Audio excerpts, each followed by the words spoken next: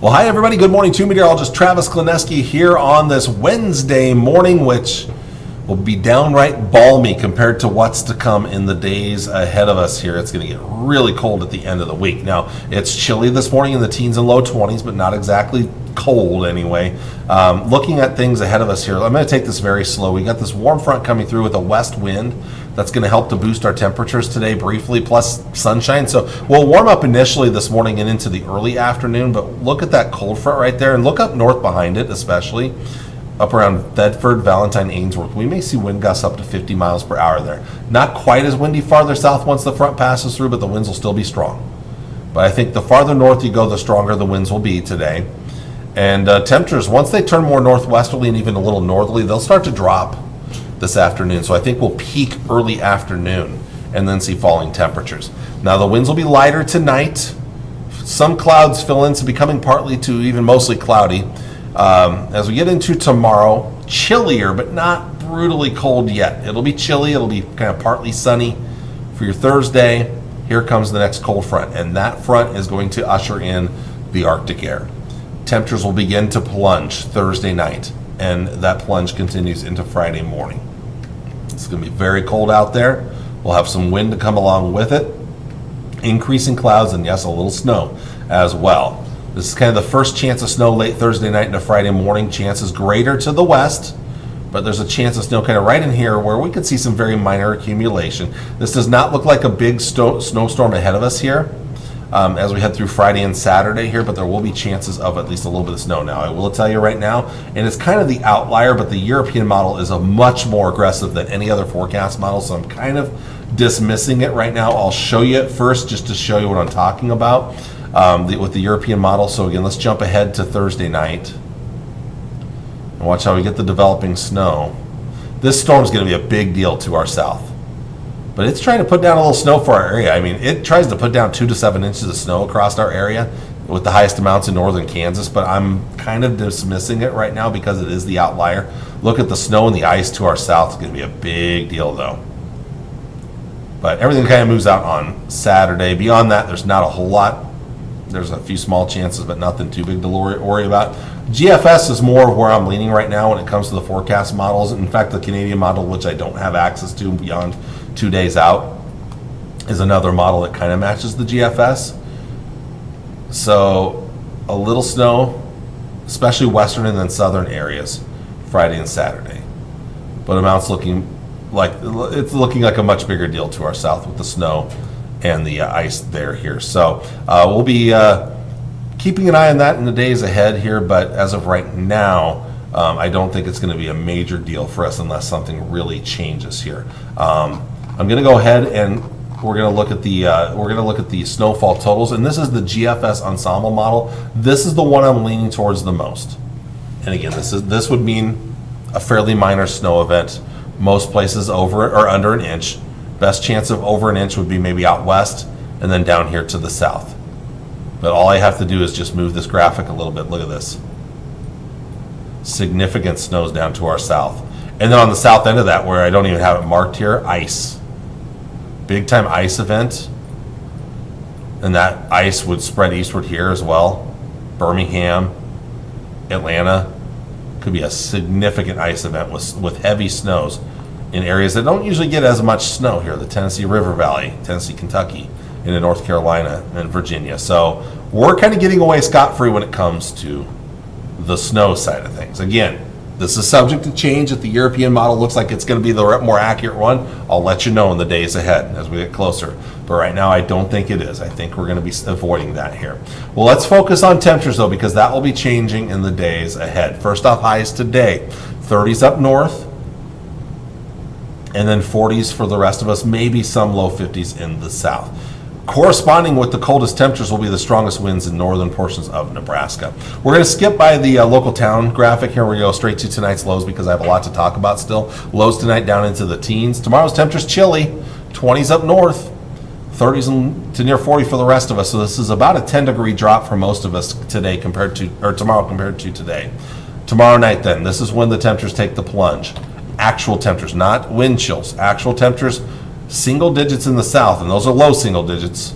Otherwise, most of us below zero and maybe even a few teens below to the north and to the northeast. Highs on Friday will struggle to even get above zero. Probably won't get above zero up north here. Not even factoring in the winds. We'll talk about those wind chills in just a bit. Another bitterly cold night, Friday night to Saturday morning, down into the single digits and lower teens below zero for lows. Again, those aren't wind chills. High temperatures on Saturday, only a little bit better. We're still only talking single digits and lower teens. A little bit better in the mid-teens way out west. And that's not even factoring in winds, which winds don't look terribly strong on Saturday, but even a light wind is going to make it feel a whole lot colder. We've already got extreme cold watches in place for north central and northeast Nebraska. We're going to see more eventually advisories and warnings issued over the next couple of days as we get closer to this event. This extreme cold watch is for Thursday night at midnight, so Friday morning, midnight, through Friday at 9 a.m.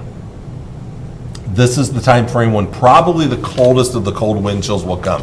These areas will probably see wind chills 22 to 32 degrees below zero early Friday morning. So that's why that's issued. We'll see other advisories probably issued for other parts of our area as we get closer to the time frame of this cold air to come. Let's take you to Thursday. This is Thursday at 6 p.m. and these are what our wind chills are looking like. Already below zero up north. Just going through the night here into Friday morning. Look at that.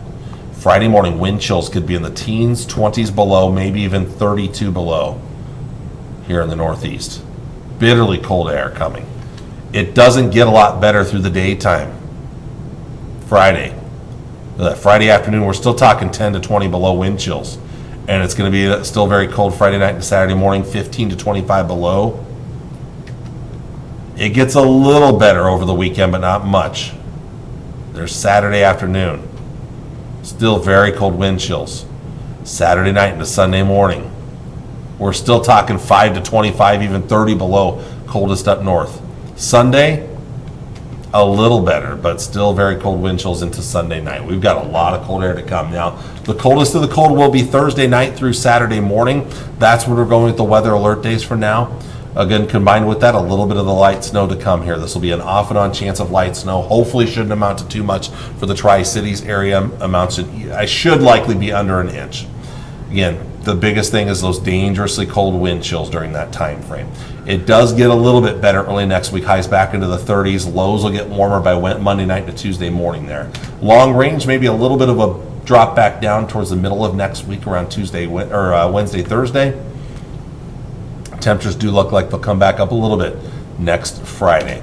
North Platte long range, pretty comparable to the Tri-Cities, only a slightly better chance of some light snow accumulation there, but the weather alert day is more about the cold than anything, with the bitterly cold wind chills to come here. I mean, we've already got actual temperatures well below zero, but wind chills 10 to 20 below will be very common during that time frame. Temperatures do start to come back up a little bit early next week around Monday and Tuesday.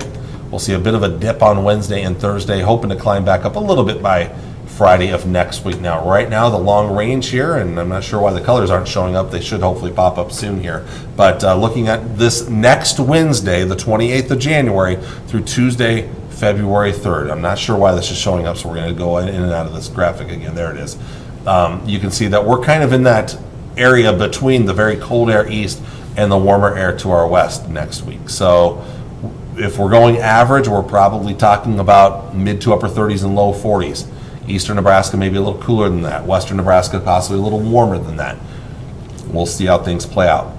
I don't see a ton of moisture in our future once we get beyond Friday and Saturday. There are some small chances, but I still don't see any major winter weather systems for our area. I already talked about it, but I'll show you it one more time. We're going to kind of bypass what I already showed you with the European model, especially since I'm kind of dismissing it anyway. But there are some other minor chances of snow down the road. Nothing significant. Another quick look at the GFS model. The GFS and the European model are very different down the road here.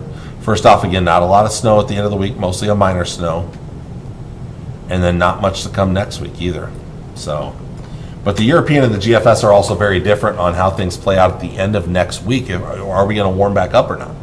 Again, here comes the bitterly cold air. We've already talked about it. It is going to be very cold at the end of the week into the weekend. The worst will be Thursday night through Saturday morning, but not a whole lot better on Sunday. Hoping to get a little bit better Monday and Tuesday. Here comes the next dip maybe beyond that here. We'll see.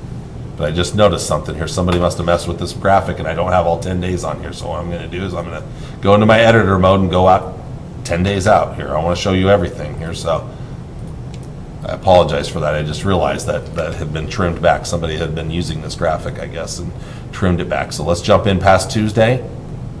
Another shot of colder air. The European model is going really cold for the middle of next week. That would not reflect my forecast right now.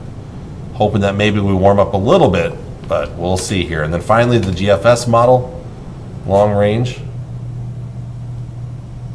Again, we're cold through Saturday or Sunday, hoping to warm up a little bit early next week, but another little shot of colder air Wednesday, Thursday, maybe warming up a little bit towards the end of next week. Well, I got to go, but I want to thank you all for watching on this Wednesday morning. I'll be back with you on Thursday with all the latest details. Until then, take care and God bless. Bye.